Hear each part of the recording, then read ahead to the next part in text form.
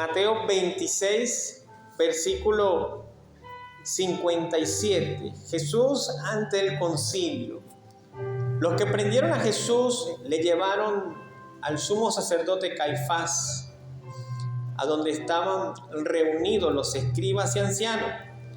Mas Pedro le seguía de lejos hasta el patio del sumo sacerdote y entrando se sentó con los alguaciles para ver el fin. Y los principales sacerdotes y los ancianos y todo el concilio buscaba falso testimonio contra Jesús para entregarle a la muerte. Y no lo hallaron, aunque muchos testigos falsos se presentaban, pero al fin vinieron 2 testigos falsos que dijeron: este dijo, puedo derribar el templo de Dios y en 3 días reedificar. Y levantándose el sumo sacerdote le dijo: ¿no respondes nada? ¿Qué testifican estos contra ti? Mas Jesús callaba. Entonces el sumo sacerdote le dijo: te conjuro por el Dios viviente que nos digas si tú eres el Cristo, el Hijo de Dios. Jesús le dijo: tú lo has dicho. Y además os digo que desde ahora veréis al Hijo del Hombre sentado a la diestra del poder de Dios y viniendo en las nubes del cielo. Padre, te damos las gracias en el nombre de Jesucristo por darnos la bendición de poder leer la Escritura. Y te pedimos, Señor maravilloso y Padre celestial, que en esta mañana vengas a hablar a nuestras vidas a través de tu Espíritu Santo, Señor. Hoy vamos a hablar acerca de lo que fue el juicio injusto al cual fue llevado nuestro Señor. El juicio injusto al cual fue llevado el Señor. ¿Alguna vez te han juzgado injustamente?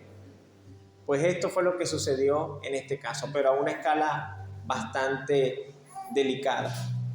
Vimos la semana pasada cómo nuestro Señor, aunque tenía todo el poder, como nos decía nuestra hermana en la introducción, para deshacerse de aquellos que vinieron contra Él, para agredirlos con palos y hasta espadas traían, aún así, Él decidió tomar la copa que le había dado su Padre, la copa de la ira de Dios, ¿verdad? Y se negó a renunciar, y se negó a no usar su propia voluntad, porque en su propia voluntad Él quería no tomar aquella copa, pero prefirió someterse a la voluntad de Dios, a lo que de Él estaba escrito, enseñándonos un principio muy hermoso. Y es que para mi Señor Jesucristo lo más importante era cumplir con la palabra que ya estaba profetizada, con aquello que estaba escrito de Él, a pesar de lo doloroso que esto fuera para su vida. Y esto nos deja, como le decía hace un momentico, un principio importante. Cumplir con lo que Dios determinó para nosotros es mejor que cumplir con nuestra propia voluntad. Y el versículo 57 de Mateo 26 dice: los que prendieron a Jesús le llevaron al sumo sacerdote Caifás, a donde estaban reunidos los escribas y los ancianos. Vemos que luego de que el Señor llegó a Getsemaní, estuvo orando, luego de que vinieron por Él con palos y espadas, como si fuera un ladrón contra el cual hubieran venido. Luego de esto tomaron al Señor, luego de que los discípulos huyeron, porque el Señor les dijo a los que vinieron a llevarse, le dijeron: si vienen a llevarme a mí, si su asunto es conmigo, deja que estos se vayan. Y los discípulos, ni corto ni perezosos, salieron corriendo cuando vieron que la cosa iba en serio, ¿verdad? Cuando vieron que se comenzó a cumplir aquello de lo cual el Señor Jesucristo dijo que tenía que cumplirse. Y luego de que ellos habían huido, ¿verdad? El Señor había restaurado la oreja de aquel siervo llamado Malco, a quien el apóstol Pedro le arrancó la oreja. Lo llevaron a un lugar en el cual el Señor sería interrogado y acusado falsamente, como conocemos esta historia, todos los que estamos aquí la hemos escuchado alguna vez, vemos que en ese lugar lo esperaban aquellos que lo odiaban sin razón. Había un grupo de gente allí que formaba parte del Sanedrín que odiaban al Señor Jesucristo sin una razón válida como para ellos odiarlo, no porque el Señor le hubiera hecho algún daño a ellos, como vamos a ver en el desarrollo del texto, no porque el Señor los hubiera amenazado de agredirlos o hacerle algún daño, pero ellos aún así les odiaban. Dice más bien lo contrario. La Biblia nos relata que había un hombre principal de la sinagoga llamado Jairo, el cual tenía a su hija enferma, y el Señor fue a su casa y no solamente fue a sanar a la muchacha, fue a resucitarla luego de que ella había fallecido. También vemos que el Señor estaba en algún lugar y vino un principal de la sinagoga, otro hombre sabido de la ley llamado Nicodemo, y le dice: Señor, sabemos que tú has venido de Dios, porque nadie puede hacer las cosas que tú haces, al menos que Dios esté con él. O sea que ellos no tenían algo malo de qué acusarlo, pero aún así, en ese gremio de personas que vinieron para acusar al Señor, no convocaron a ninguno que hubiera sido favorecido por el Señor, como Jairo, como Nicodemo, como otros tantos que sí creían en él, que sabían que era el Mesías, porque aún los fariseos que lo odiaban, sabían que era el Mesías, pero no lo querían aceptar. Y no es peor ciego que el que no quiere ver, ¿verdad? Ellos veían las señales que él hacía y se parecía a todo lo que estaba escrito en las profecías y que el Señor iba cumpliendo cuidadosamente. Vemos que ellos lo esperaban en aquel lugar, y dice que veo como en el análisis de este relato, veo contradictorio que al Señor lo cuestionaban, ¿verdad? Y lo odiaban los estudiosos de la ley. Y lo odiaban por no aceptar que Él era el Hijo de Dios. Por esa razón era que lo odiaban. Y esto estaba profetizado en la ley que ellos estudiaban. Las cosas que el Señor estaba cumpliendo eran lo que de Él estaba escrito. Y solamente las podía cumplir si era el Hijo de Dios verdaderamente.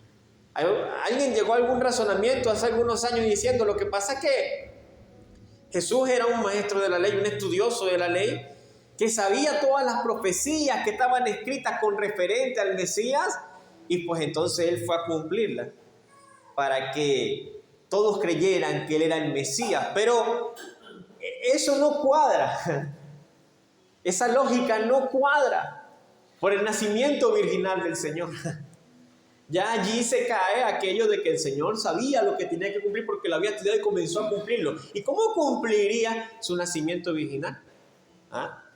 Solamente si era Dios que estaba con él y si Él era quien decía ser el Mesías prometido. Y como dato curioso, hermano, deberíamos analizar ese refrán que le acabo de decir hace un momento: no hay peor ciego que el que no quiere ver. ¿Y por qué les hago nuevamente acotación a este mensaje? Lo digo porque estos conocedores de la ley que iban a violar la misma ley al realizar un juicio ilegal en contra del Señor. Y no solo fue violada la ley del Sanedrín, la ley hebrea, la ley judía, sino que también iban a violar las leyes romanas de aquel entonces. Fíjate, ellos sabían qué es lo que estaban haciendo y aún así siguieron con su plan, en lo que llamaremos en la mañana de hoy el juicio injusto. ¿Ok? El juicio injusto, de eso hablaremos en esta mañana. Era un juicio injusto, entre otras cosas, porque se hizo un juicio nocturno. Fue un juicio nocturno y se dictó una sentencia inmediata cuando la ley prohibía los procesos penales nocturnos. Y es más, ellos exigían al menos un día de espera para dictar sentencia sobre alguien, y más si era una sentencia de muerte. Vemos que hoy en día casos muy reconocidos de personas que son llevadas a juicio. La primera vez que son llevadas a juicio no son juzgadas. La primera vez que son llevadas a juicio son expuestas las causas por las cuales se les acusa, los motivos por los cuales se les acusan. Y una vez que se les acusan por esto, por esto y por esto, ahora necesitamos las pruebas para ver si es cierto por el motivo por el cual está siendo acusado. Y entre una cosa y otra hay un tiempo que tiene que correr. Y la ley hebrea y la ley romana exigía que así fuera. Ya era ilegal por la manera como se estaba haciendo, porque se estaba haciendo de noche. Ya era ilegal por la sentencia que ellos iban a dictar en la misma noche, cuando no dieron el plazo de mostrar que las pruebas fueran ciertas, las pruebas de las cuales acusaban o acusarían al Señor. Y ya vamos a ver de qué lo iban a acusar, como lo acabamos de leer. Además, el lugar donde se llevaría a cabo el juicio, que era el patio del sumo sacerdote Caifás, ni siquiera era el lugar idóneo, fue en la casa del sumo sacerdote. El sumo sacerdote confabuló juntamente con los líderes para llevar a cabo el juicio en su casa. Y cuentan, según los historiadores, que los sacerdotes tenían una serie de viviendas en las cuales todos coincidían, eran las casas todas una al lado de la otra y todos coincidían con el mismo patio. Entonces, este Caifás era yerno de Anás. Anás había sido el sumo sacerdote. Ahora Caifás era el sumo sacerdote que correspondía en ese tiempo. Y allí, en el patio de su casa, ellos llevaron a cabo ese juicio. Y ese lugar no era el lugar para llevar a cabo dicho juicio, porque la sede obligatoria era la cámara de las piedras talladas que estaba ubicada dentro del templo de Jerusalén. O sea que ellos hicieron un juicio nocturno y lo llevaron a cabo en un lugar donde no debían llevarlo a cabo. No invitaron a los líderes del Sanedrín que podían beneficiar o abogar por el Señor Jesucristo. Solo se juntaron los que lo aborrecían. O aquellos que querían ganar un favor del sumo sacerdote fueron los que se juntaron para llevar a cabo aquel juicio injusto en contra del Señor. Porque ya que cualquier juicio que no se hacía en la cámara de las piedras talladas dentro del templo era considerado un juicio fuera del lugar para dictar sentencia de muerte y carecía de validez legal. ¿Qué les parece? Todo esto dentro de la ley hebrea, y que ellos estaban burlando todas aquellas leyes hebreas sin importarle, porque ellos lo que querían era quitar la vida del Señor Jesús. Y además decía la ley que toda persona que debía ser juzgada públicamente. Y no así como estaba siendo juzgado el Señor, a puerta cerrada. O sea, por donde tú lo veas, hermano, y vamos a seguir viendo algunos detalles de este juicio injusto que planearon en contra del Señor. O sea, se fueron con toda la artillería pesada, ¿verdad? Transgrediendo las leyes de la época y las leyes morales, las leyes de la palabra de Dios para imponer su propia voluntad. ¿Cuántas veces somos así los seres humanos? Que pasamos por encima de lo que Dios diga porque yo soy el que soy, cuando el gran yo soy es Dios. El ser humano siempre, podrán pasar las décadas, podrán pasar las culturas, podremos hablar distintos idiomas, pero el ser humano siempre busca de imponer su voluntad, sin importar a quién esté aplastando, sin importar por encima de quién esté pasando, sin importar encima de quién se monte para llegar arriba a donde quiere llegar. Estos eran los fariseos, los religiosos de la época. Versículo 58 dice: mas Pedro le seguía de lejos hasta el patio del sumo sacerdote y entrando se sentó con los alguaciles para ver el fin. Vemos que Pedro, al parecer de los 12 discípulos, era el que estaba dispuesto, ¿no?, a restiarse por el Señor. Mientras que todos salieron corriendo a esconderse, él también salió corriendo a esconderse, y él más, porque él tenía las manos untadas de sangre, porque había cortado la oreja de aquel siervo del sacerdote, ¿verdad? Y al entrar al patio de la casa de Caifás, parece que él conocía a alguien, ¿verdad?, para poder llegar allí. porque pudo entrar al sitio en el cual el Señor estaba siendo juzgado injustamente, y al parecer Pedro estaba cumpliendo con lo que se comprometió cuando le dijo al Señor: Señor, aunque todos te dejaren, yo nunca te dejaré. ¿Te acuerdas? Pedro, sí, pastor, mira, está cumpliendo Pedro, ¿verdad? Pero recordemos, hermanos, que ya antes Pedro y el resto de los apóstoles habían huido. O sea que él lo hizo como que, bueno, ya sé, conozco un contacto para poder llegar allá, pero no era porque él quería, digamos, meter la mano por el Señor. Él quería enterarse a ver cómo iban las cosas, en qué, dice Mateo, en qué iba a parar aquello, o para ver el fin, ¿verdad? Otro de los evangelios nos lo dice así: él quería ver cómo iba a parar aquello. ¿Por qué vino entonces? ¿Por compromiso con el Señor o por curiosidad? ¿Sabes? Es tremendo, pero ¿cuántas personas te dicen: hermana, cuéntame tu problema o cuéntame lo que te pasó? Y muchas veces la gente se quiere enterar no para ayudarte, sino por curiosidad, para saber detalle, ¿verdad? ¿Ah? Pedro se acercó al Señor, pero por curiosidad, por mera curiosidad. Yo voy a ir a esa iglesia para ver qué es lo que predican allí.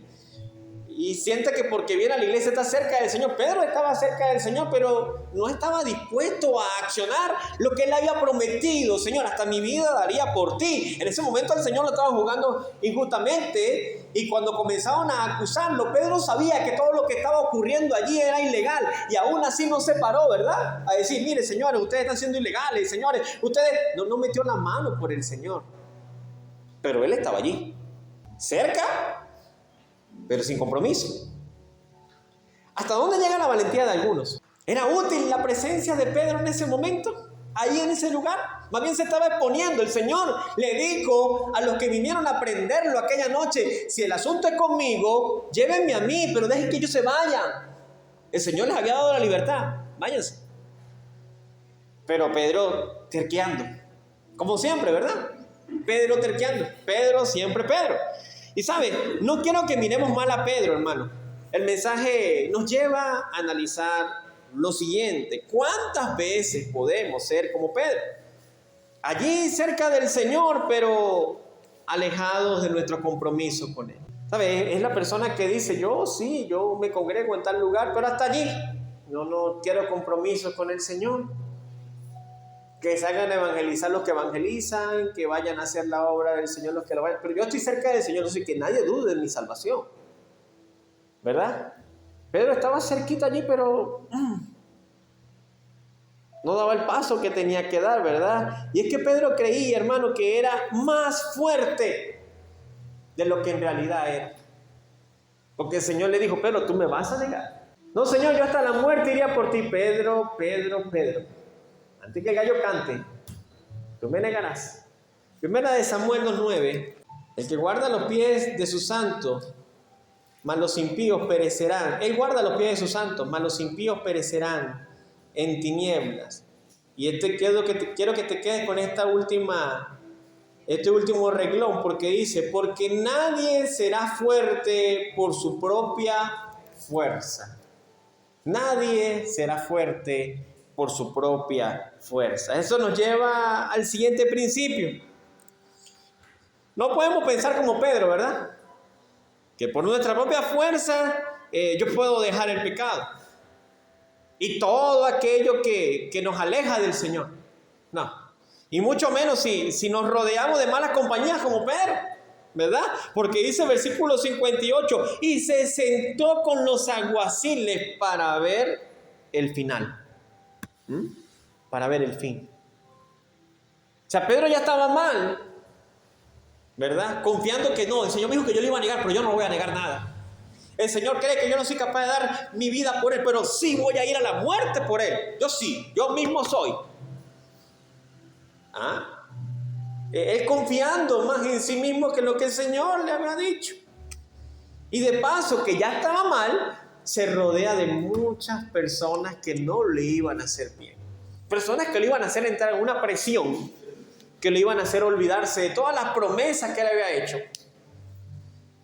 al Señor, que él no le iba a dejar y que él no le iba a negar y que todas estas cosas, ¿verdad? Hermano, vemos que cuando Nos rodeamos de las personas que no debemos rodearnos, hermano. Y confiamos más en nuestra propia fuerza que en la fuerza del Señor, ¿verdad? Entonces, eso nos deja listos para negar al Señor. Porque eso era lo siguiente que iba a suceder a Pedro. Él iba a negar al Señor. ¿Por qué? Por creer que podía confiar en su propia fuerza, por creer que él tenía la situación controlada. ¿Y todo esto por qué? Por Pedro descuidar su cercanía con el Señor. No podemos descuidar nuestra cercanía con el Señor. Santiago nos invita a lo siguiente, dice, acercaos a Dios y Él se acercará a vosotros. No podemos descuidar nuestra cercanía con el Señor. Esto le pasó a Pedro y fue peligroso. Versículo 59 dice, y los principales sacerdotes y los ancianos y todo el concilio buscaban falso testimonio contra Jesús para entregarle a la muerte y no lo hallaron. Aunque muchos testigos falsos se presentaban, pero al fin vinieron 2 testigos falsos. Recuerda, estamos hablando de un juicio injusto, ¿verdad? Estamos hablando de un juicio injusto. Es tremendo, pero ellos sabían que si querían acusar a Jesús de algo, debían traer acusaciones falsas en contra del Señor, pues no tenían nada malo de qué acusar. Hermano, qué tremendo que nadie tenga nada malo que decir de nosotros, ¿eh? Aún sus peores enemigos no tenían nada malo de qué acusarlo. Vamos a Juan 10, un momentico, confirmar esto que les estoy diciendo, que dice la Escritura. Juan 10, desde el versículo 31, dice allí el apóstol San Juan, entonces los judíos volvieron a tomar piedras para apedrearle. ¿A quién querían apedrear? Al Señor Jesús.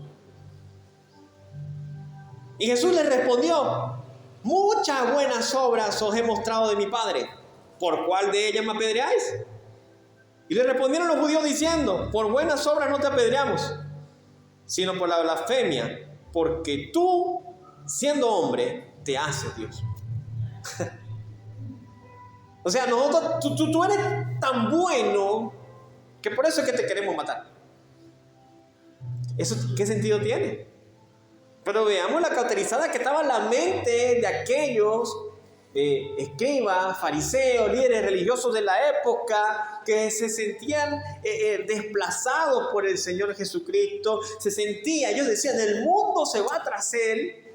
No podían tapar lo evidente, que era que Dios estaba con él y que hacía maravillas a través del Señor Jesucristo. Eso no lo podían tapar. Y dice, y no hallaron de qué acusarlo, aunque muchos testigos falsos se presentaban.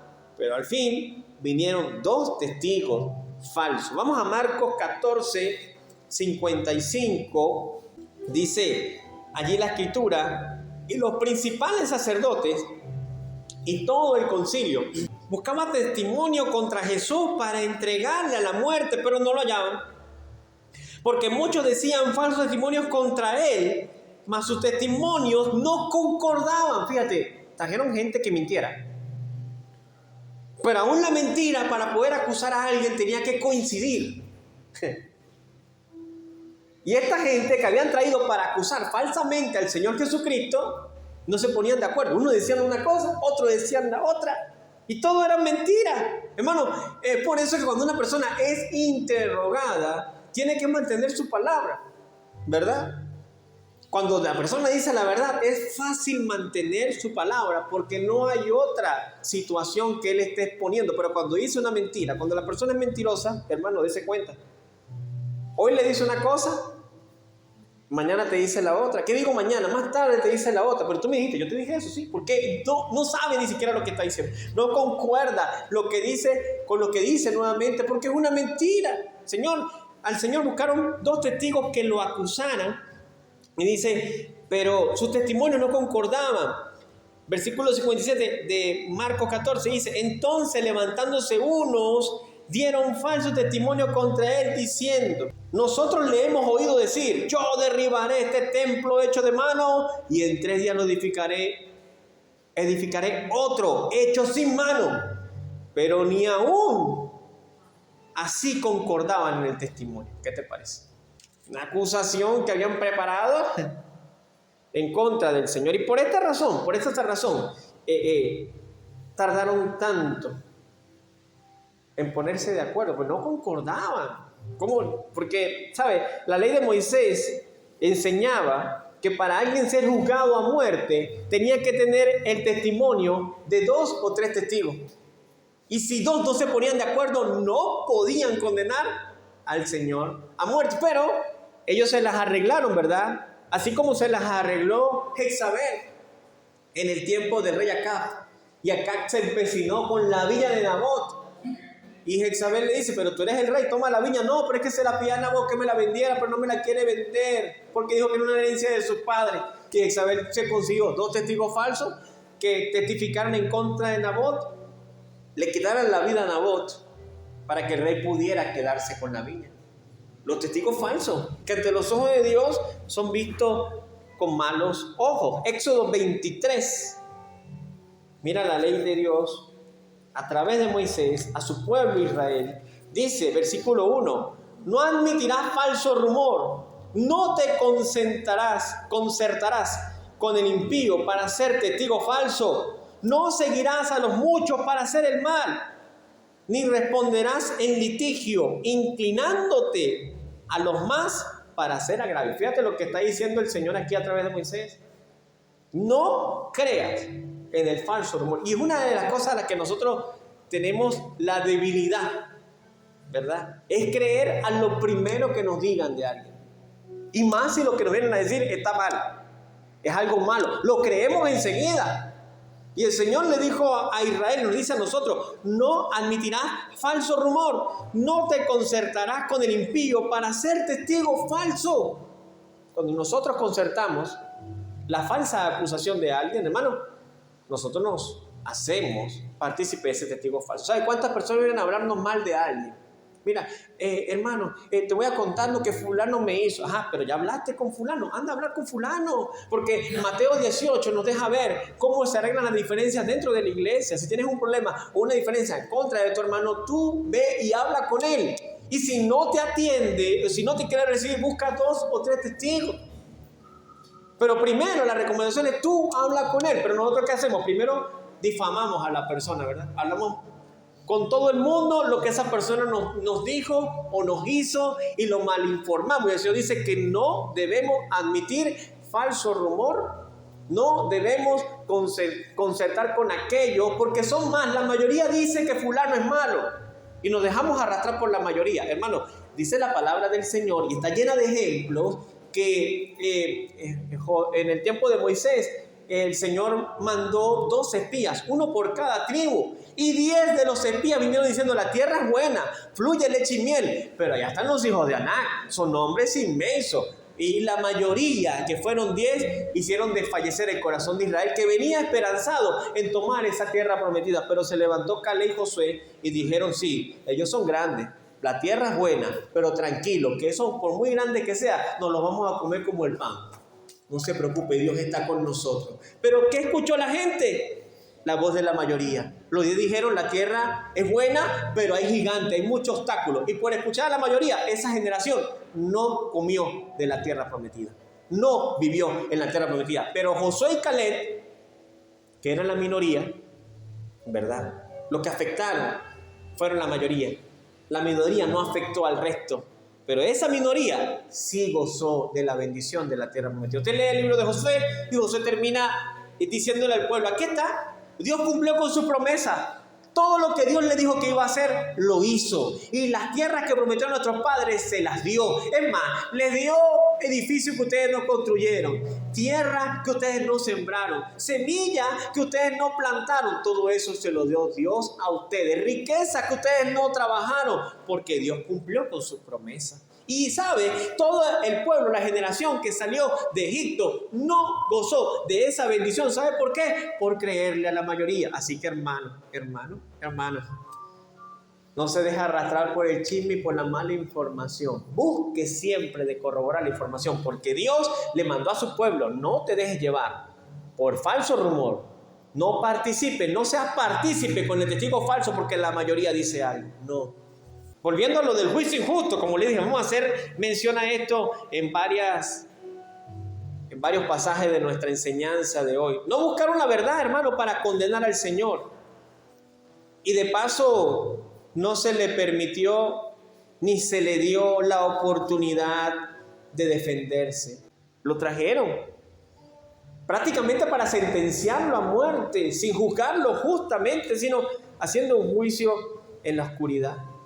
Además de que fue juzgado durante la festividad de la Pascua, otra de las... Mira, ellos sabían de todo esto y aún así estaban aplastando las propias leyes hebreas, pasándole por encima a ellos. Ellos estaban juzgando al Señor durante la festividad de la Pascua y no fue juzgado en el templo. Y esto podía anular el juicio.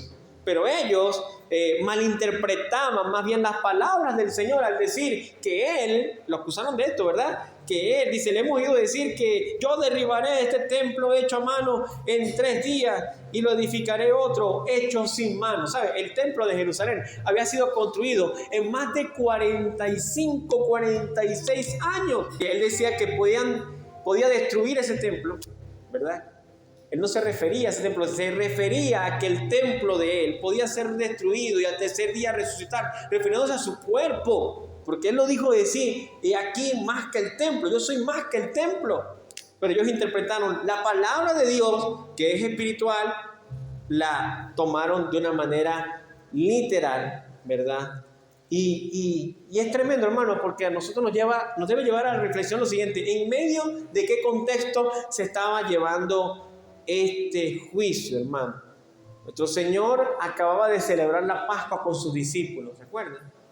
El Señor acababa de pasar por el duro golpe de haber sido traicionado.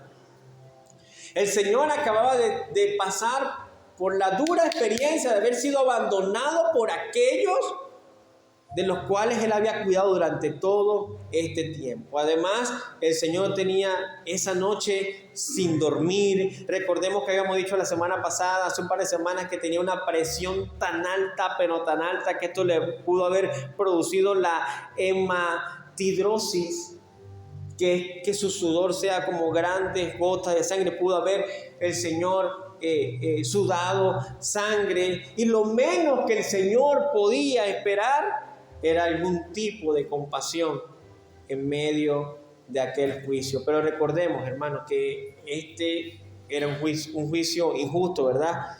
Y no había espacio para la clemencia. No había espacio para la clemencia. Esto era parte de esa copa que el Señor estuvo dispuesto a tomar. ¿Sabe por qué? Por nosotros. Amén. Así que no tomemos en poco el sacrificio de nuestro Señor Jesucristo. Mateo 26, vamos al versículo 62, dice: y levantándose el sumo sacerdote le dijo: ¿no respondes nada? ¿Qué testifican esto contra ti? Mas Jesús callaba. Entonces el sumo sacerdote le dijo: te conjuro por el Dios viviente que nos diga si eres el Cristo, el Hijo de Dios. Fíjate que aquí dice que el Señor callaba, porque está escrito que Él no abriría su boca, ¿verdad? Como lo dijo el profeta, frente a sus trasquiladores. Él quedaría en silencio. Él enmudeció y no abrió su boca. Aquí en la Reina Valera nos dice: te conjuro, pero la versión de Dios habla hoy nos lo presenta de una manera más clara. Dice que el sacerdote le quiso decir fue lo siguiente: en el nombre del Dios viviente te ordeno que nos diga la verdad. Eso fue lo que le quiso decir cuando te conjuro. Fue: en el nombre del Dios viviente te digo, te pido que nos diga la verdad. ¿Eres el Hijo de Dios? Y es decir, hermano, que al sumo sacerdote no le era suficiente las falsas acusaciones, los falsos testimonios. Él quería algo más. Él necesitaba escuchar algo más. Versículo 64 dice: Jesús le dijo: tú lo has dicho. Ahora, la pregunta, porque cuando yo estaba preparando este mensaje, esto me trajo cierta controversia. La Biblia dice, el profeta dijo que el Señor como cordero, como manso cordero frente a sus trasquiladores no abriría su boca, sino que enmudecería. Pero aquí abrió su boca. ¿Qué pasó? ¿Se equivocó el profeta? No. Recuerda que el Señor Jesucristo estaba velando para que se cumpliera todo lo que de Él estaba escrito y vino a cumplir la ley. Él abrió su boca, pero para responder una pregunta que le hicieron. ¿Eres el Hijo del Dios viviente? ¿Eres el Cristo? Dinos si eres el Cristo. Y Él le respondió, tú lo has dicho. O sea, tú preguntaste y yo respondí. Ese era el Señor, ¿verdad? Él no abrió su boca para quejarse. Él no abrió su boca para defenderse. Él no abrió su boca ni siquiera para atacar. Aún no abrió su boca para zafarse del juicio injusto que estaba sufriendo. Porque el Señor Jesucristo sabía que todo lo que le estaban haciendo era ilegal, pero no trajo a continuación ninguna de esas leyes para defenderse. Él abrió su boca para responder, ¿eres el Hijo de Dios? Él no iba a negar nunca que era el Hijo de Dios, ¿verdad? Y es más, le dio una palabra que se cumpliría, ¿verdad? Con esta respuesta, Él les declararía que Él era el Mesías, porque dice, y además os digo que desde ahora veréis al Hijo del Hombre sentado a la diestra del poder de Dios, viniendo en las nubes del cielo. Tremenda declaración, le dijo el Señor. Es más, te voy a decir, no solamente soy el Mesías, chico, me vas a ver algún día sentado a la diestra de Dios, viniendo en las nubes, porque yo soy el Hijo de Dios. ¿Qué te parece? ¿Ah? Dice el Salmo 110, el salmista David lo expresa de la siguiente manera: Jehová dijo a mi Señor, mira lo que dijo el salmista David, siéntate a mi diestra hasta que ponga a tus enemigos por estrado de tus pies. Fíjate lo que él está diciendo, veréis al Hijo del Hombre sentado a la diestra de Dios. Y a todos mis enemigos, todos ustedes que me están acusando, a todos ustedes que me van a traspasar en la cruz de Calvario, a todos ustedes, el Señor los va a poner por estrado de mis pies. Será el lugar sobre el cual colocaré mis pies. Tremenda declaración le hizo el Señor. ¿Ah? Y el sumo sacerdote quería escuchar, ¿eres el Hijo de Dios? Dinos si eres el Mesías, dinos si eres el Cristo, dinos. Tremenda respuesta le sacó el Señor, ¿verdad? ¿Ah? Hay gente que anda así buscando una respuesta de parte de Dios y cuando Dios se la da no le gusta. El que busca encuentra, ¿verdad? El profeta, el sacerdote estaba buscando una respuesta y el Señor se la dio. Y en ese juicio injusto, el Señor fue también siguiendo con esto del juicio injusto. El Señor fue obligado a testificar contra sí mismo. Y eso no era justo delante de la manera como se tenían que hacer las cosas, a juzgar a alguien. El Señor se vio obligado, según ellos, a testificar contra sí mismo. Porque cuando dijo que yo soy el Hijo de Dios, estaba testificando contra sí mismo, según ellos. Algo ilegal en el derecho hebreo, donde la evidencia debería venir a través de los testigos de quienes lo acusaban. Pero ellos le hicieron que testificara contra sí mismo. Versículo 65. Entonces el sumo sacerdote rasgó su vestidura. Se rasgó la vestidura, ¿verdad? Diciendo, ¡ha blasfemado! ¿Qué más necesidad tenemos de testigos? He aquí ahora mismo habéis oído su blasfemia. Ellos no pudieron resistir que el Señor declarara que era el Hijo de Dios. Pero no era una blasfemia, no era una blasfemia. Él era el Hijo de Dios. Pero ellos lo veían como una blasfemia porque al decir soy el Hijo de Dios, te haces igual a Dios. De hecho, más de una vez tuvieron sus encontronazos durante el ministerio del Señor Jesucristo. Cuando el Señor le dijo a aquel hombre, tus pecados te son perdonados. ¿Y quién es este que está perdonando pecados? Cuando el Señor sanaba a los enfermos el día de reposo, ¿y quién eres tú para pasar por encima del día de reposo? Sin contar la exhortación de Mateo 23 que el Señor le hace a los escribas y fariseos una y otra vez. ¡Ay de vosotros, ay de vosotros, ay de vosotros, ay de vosotros! Porque en cada exhortación que le hacía era un juicio de Dios en contra de ellos si no tomaban la palabra que el Señor les decía. Versículo 66. ¿Qué os parece? Mira lo que dice el sumo sacerdote. Y respondiendo ellos dijeron, es reo de muerte. Lo primero que pensaron fue en matarlo. No esperaron que amaneciera, no dijeron, vamos a cerrar la sesión hoy, nos vemos dentro de 2 meses.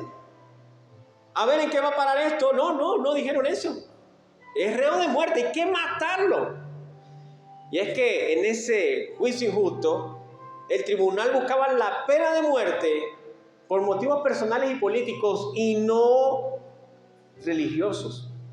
Pero ellos, en la ley judía, en la ley que Dios les había dado, ellos podían apedrear a alguien siempre y cuando hubiera la evidencia. Y en su ley apedreaban, como el caso de la mujer adúltera, ¿verdad? Pero ya ellos lo habían llevado a juicio y no lo podían apedrear. Tenían que crucificarlo y eso lo tenían que hacer los romanos.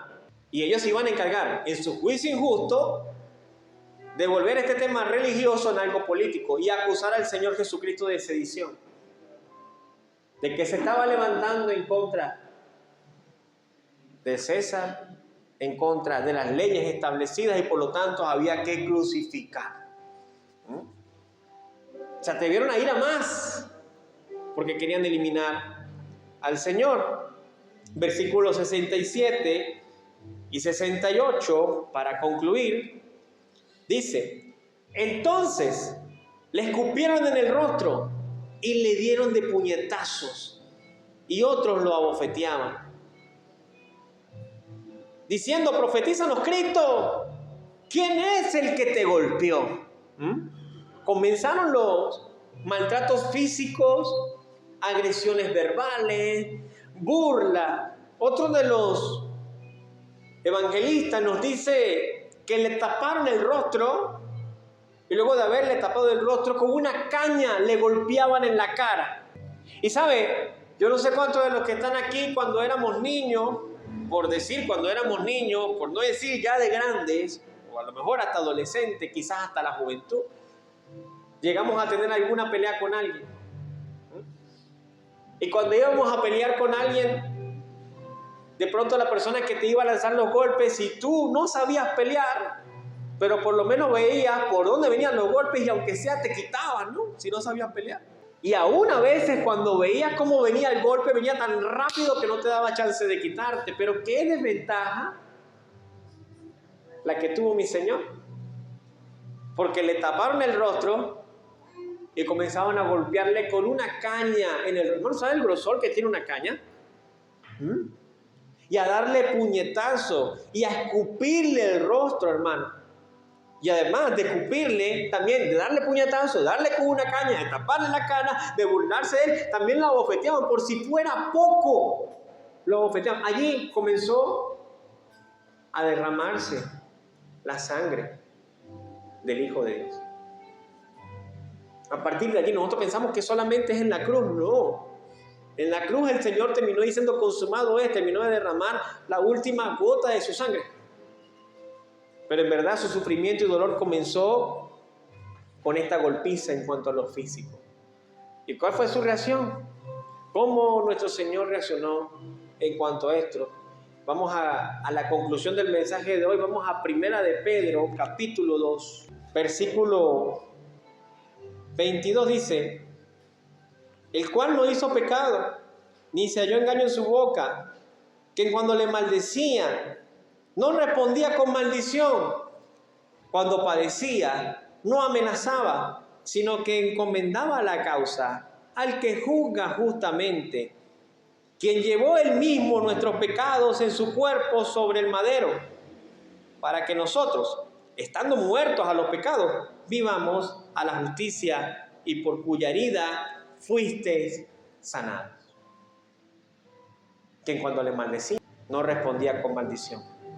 Y cuando padecía, no amenazaba, sino que encomendaba su causa al que juzga justamente. Esta fue la reacción de nuestro Señor Jesucristo ante tan brutal agresión de la que estaba siendo víctima. Hermano, demos gracias a Dios porque Él nos llamó, porque Él nos eligió, Porque Él nos escogió desde antes de la fundación del mundo, a pesar de nuestras ofensas. Tenemos mucho que agradecer a nuestro Señor, ¿verdad? Mucho que agradecer a nuestro Señor y hacer lo que esté a nuestro alcance para mostrar a todos los que le desprecian, a todos los que le abofetean, a todos los que se burlan de Él, ¿verdad? A mostrarle que no lo desprecian. Aquellos que toman en poco su cruz y su sacrificio, porque su amor es suficiente para salvarles a pesar de todo. Fíjate, dice que le decían, profetízanos, Cristo. ¿Quién es el que te golpeó? Burlándose de Él. Y hoy en día la gente tiene así a los profetas de Dios, ¿verdad? A los predicadores, a aquellos que se hacen llamar profetas. Los tienen como alguien que puede predecir lo que va a pasar dentro de un rato. Te apagan el rostro. Si eres profeta tienes que saber quién fue el que te pegó. Si eres profeta tienes que ver, inclusive aunque te tapemos los ojos, burlándose del Señor. El sufrimiento del Señor, hermano, tenía un propósito especial. Y era traer la salvación a la humanidad. Era darnos la salvación a nosotros que estamos aquí en esta mañana. Nosotros no estamos aquí porque somos buenos. Estamos aquí porque Él nos escogió.